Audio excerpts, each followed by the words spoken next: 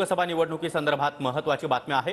नारायण राणे यांची लोकसभा निवडणुकीची उमेदवारी निश्चित असल्याची माहिती आता सूत्रांनी दिली आहे। रत्नागिरी आणि सिंधुदुर्गातून राणे लोकसभेच्या मैदानात उतरणार असल्याची माहिती सूत्रांनी दिली आहे।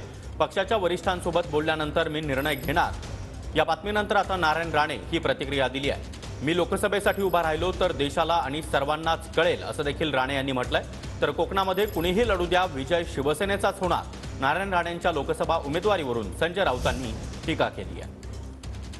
मी अजून यासंबंधी कोणती चर्चा कोणाशी केली नाही। माझ्या पक्षाच्या वरिष्ठांशी बोलल्यानंतर मी निर्णय घेईन। अद्याप माझा कुठलाही निर्णय झालेला नाही।